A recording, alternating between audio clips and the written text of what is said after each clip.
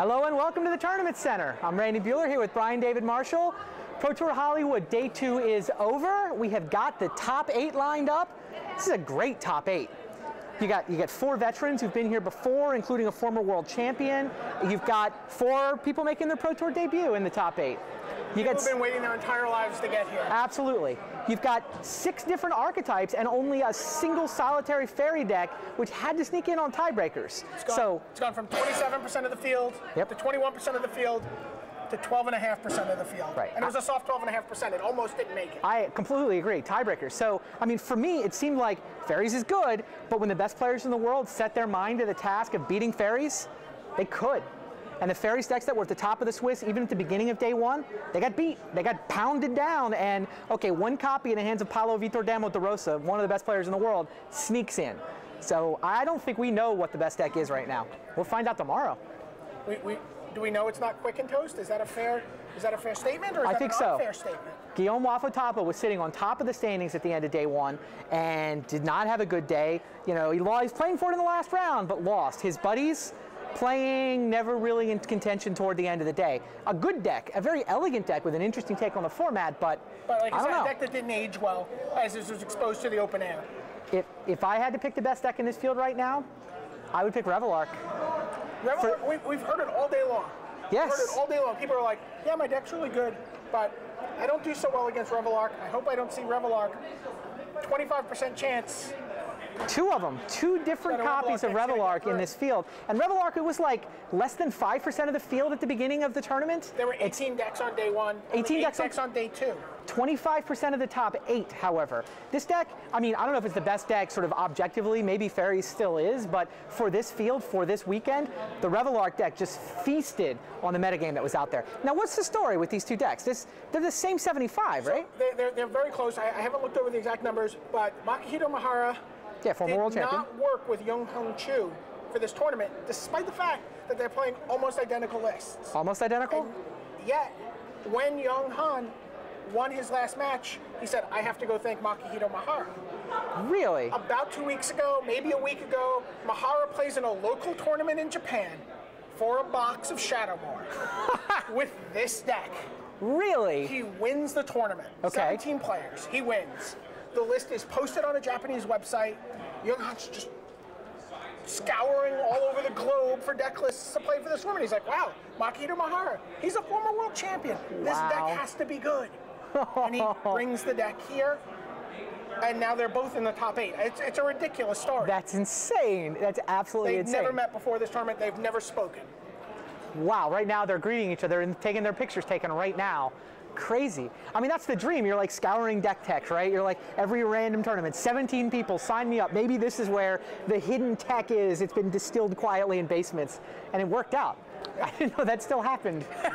That's awesome. Yeah, it was a great story. All right, well, let's look at who else is in this top 8. So, leading off, you got to start the story with Shuhei Nakamura. Shuhei Nakamura is 5th top 8. Is he a first ballot Hall of Famer? I mean, probably. It seems that way, although he's in the conversation. Doesn't have a win. I mean, Kenji doesn't have a win either, right? I mean, winning is hard. What I've always think is the sign of a good Magic player is consistently making top 8s, consistently putting up results, winning money. This guy's been at the top of the player year race. That's what he does. He shows up. He's always in contention. Top 16, top 8, 5 top 8s now. Yeah, he's in the conversation, no question. And he led the Swiss pretty much all day, bringing an elf deck into battle. 2nd place, one of the newcomers, Nico Bony. Nico Bony, first Pro Tour top 8, not really a newcomer though. This guy was on the Swiss team that won the World's team title at Worlds last year in New York. And he's following up a top 32 finish from Pro Tour Kuala Lumpur. Yep, already got a Grand Prix win on his resume too. And he's got a Grand Prix win. So this is a guy to keep an eye on, who's connected to a community of really good players. Yeah, that Swiss team. Remember, his teammates are Christophe Huber and Manuel Boucher. There you go. Absolutely. Sitting in 3rd place, Marin Lebert. Now here's a guy who put up a top 8 last year, 2nd top 8 for him. He's got another top 16, really seems to be coming into his own as a Magic player. And again, connected, you find that thing again, there's a community of good, young, committed players who are, you've talked about it a lot of times, who are putting in the work. Right. They've made this commitment to playing the game and to doing well. He works with Fried Mulders and some of the other Belgian players. They all work constantly. They network all around the globe. Right. This is a guy who's committed to doing well at Magic, and you're seeing the results. Yeah, the thing that I've heard about Marin in particular is that the Belgian community just revolves around this guy. And you know, he knows everybody, and he's just got this, he's just kind of a nice guy. People enjoy hanging out with him. He's got a way of, I mean, he's the best player. Everybody knows he's the best player in that community. He's, you know, putting up Pro Tour top 8s right and left now, but he's got a way of sort of helping other people get better too. I mean, I think that's what you really see when you get those communities that just become the place where Magic is awesome. It's because you've got multiple people that are feeding off of each other, and you know, Marin seems to has that talent of helping the other people around him get better and then push him to be better, and I think he's going to be here for a while. Right, absolutely. Sitting in 4th place, Jan Roos from Germany. Jan is playing Merfolk deck. Right. Yeah, and just he has just good matchups across the board. He feels like it's just a deck he was built to beat Faeries. Yeah, I watched another matchup with Faeries. Paulo Victor Damo de Rosa sneaks in, beating a Merfolk deck in the last round. So matchup could go either way. That doesn't always work that way. When you're Paulo Vitor. There's not a lot of islands in the Fairy deck. They don't have a lot of basics. Yeah, that was crazy. Paulo basically clinched top 8 because his opponent had Lord of Atlantis. Paulo had not a basic island in sight. The Merfolk deck's got all these islands, so Mutavault is island walking over and just... For 3. Yes, for 3. Crazy. Anyway, Makihito Mahara is sitting in 5th place, running the Reveillark deck we were talking about. He'll be playing Jan Roos in the quarterfinal. 6th place, we've got the other Reveillark deck, Yonghan Chu from Singapore. He'll be playing Leibert in the quarterfinals. And note those 2 Reveillark decks are on opposite sides of the bracket, so they could wreck house. We'll see. 7th place, Charles Gindi. If you're an aficionado of Team Limited, you know who Charles Gindi is. This is a guy who brought 3 different sets of wingmen to the finals of 3 separate Team Limited Grand Prix. It's true. He's been playing Magic for 11 years. He's been playing since he was 12 years old. He said, this has been what I've dreamed about for those 11 years. Wow. Getting to the Pro Tour. He's playing elves. He's playing a slightly different build. He doesn't buy into the conventional wisdom about a lot of stuff. A lot of people are like, oh, I don't like Civic Wayfinder. He's playing 4 Civic Wayfinders. He wants to get his 4th land for his Chameleon Colossus. He wants to get his 5th land for his Primal Command. Wow. He wants to get his 6th and 7th land for gigantic Profane Commands. He just wants to find land. Does this count as an elf deck?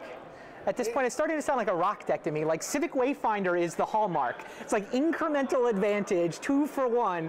I'm just not convinced this is an elf deck yet. It was interesting talking to Nico Bony. He called them, he just referred to all the green-black decks, Yeah. whether it was Doran or elves, as kind of a mirror. And the implication to me there was that we're looking at rock. Yeah, that sounds right. Adam Yurchik finished 9th place, had a very similar green-black build, big fatties, wayfinders, that sort of the same basic idea. So, rounding out the top 8, there you're going to go look at him. One of the real stars of the tour, Paulo Vitor Damo de Rosa. 3rd top 8 for this guy. Sneaks in. He's got the lone copy of Faeries into this top 8. We'll find out. I mean, the Faeries could still be the deck this tourney's remembered for. And it's kind of interesting. There's been a lot of debate about the Fairy deck. People have talked about Pestermite. They've talked about maybe instead of Pestermite, maybe you play Pepper Smoke. For a while, people were playing Vidillion Click. Yeah. And there was a big kind of to-do going back and forth on the Magic websites about what's better, Click or Pestermite. Well, 3 clicks in Paulo's deck. Yep, it's true. Again, he wants to win the control matchups. He wants to look at people's hands. He wants to know what's coming. And he will be playing in the first round, Shuhei Nakamura. There's your headliner match, Shuhei versus Paulo. We'll find out. We'll be starting on that one for sure. I think we'll be starting on that. So Brian will be there. I'll be there. Tune your browser in. We'll be bringing you live coverage of the Pro Tour Hollywood Top 8. Find out who's going to win that 40 grand, who's going to go down in history as the Pro Tour champion. Stay tuned.